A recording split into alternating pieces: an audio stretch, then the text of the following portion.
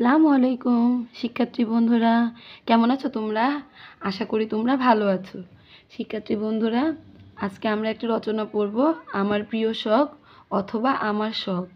তাহলে শিক্ষার্থী বন্ধুরা, আসো আমরা রচনাটি পড়ে নিই। তার আগে শিক্ষার্থী বন্ধুরা, তোমরা আমার চ্যানেলটিকে সাবস্ক্রাইব করেছো তো? তোমরা আমার চ্যানেলটিকে সাবস্ক্রাইব করে আমার পাশে থেকো, যাতে আমার দেওয়া সমস্ত নোটিফিকেশনগুলো তোমাদের মোবাইলে চলে যায়। তাহলে শিক্ষার্থী বন্ধুরা, তোমাদের যদি কোনো কিছু প্রয়োজন হয়, কোনো ভাব সম্প্রসারণ, দরখাস্ত, প্যারাগ্রাফ, যে কোনো কিছু, যে বিষয়ে তোমরা ভিডিও চাও, কমেন্টের মাধ্যমে আমাকে জানিও। আমি তোমাদেরকে সেই ভিডিওটা দেওয়ার চেষ্টা করব। তাহলে দেরি নয়, আমার চ্যানেলটিকে এখনই সাবস্ক্রাইব করে দাও আর আমার পাশে থেকো। তাহলে আসো আমরা রচনাটি পড়ে নিই। ভূমিকা। আমরা প্রতিদিন নানা রকম কাজ করি, কিন্তু সব কাজ করার পেছনে তাগিদ একরকম নয়। সংসার চালানোর আর্থিক প্রয়োজনে করি চাকরি, ব্যবসা ইত্যাদি। কিন্তু এগুলা ছাড়া আরও কিছু কাজ আমরা অনেকে করি মনের তাগিদে, মনের তৃপ্তির জন্য। এগুলোকেই বলা হয় শখের কাজ।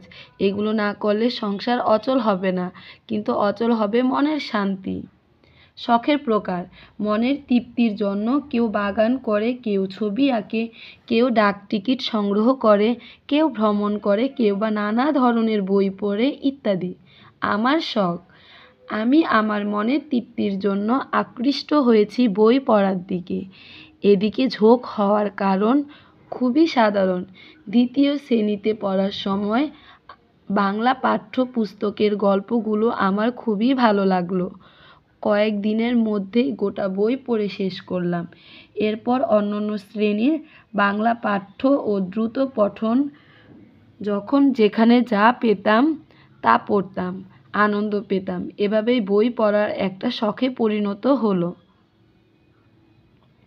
তারপর স্কুলের লাইব্রেরি থেকে মনীষীদের জীবনী, শরৎচন্দ্রের গল্প, সত্যজিৎ রায়ের গোয়েন্দা কাহিনী সহ নানা ধরনের বই পড়তে লাগলাম। এভাবে পড়তে পড়তে বহু রকম আনন্দদায়ক, জ্ঞানগর্ভ, বেদনাদায়ক কাহিনীর স্পর্শ পেলাম। উপকারিতা। বই জ্ঞানের বাহন। একজনের জ্ঞান বইয়ের মাধ্যমে প্রবেশ করে অন্যের অন্তরে। বই সম্পর্কে কবিগুরু রবীন্দ্রনাথ ঠাকুর বলেছেন, মানবতার অমর আলোক কালো অক্ষরের শৃঙ্খলে কাগজের কারাগারে বাঁধা পড়িয়া আছে। অন্য এক মনীষী বলেছেন, গন্ধহীন গৃহ প্রাণহীন দেহের ন্যায়। তাছাড়া বলা হয়, বই অকৃত্রিম বন্ধু।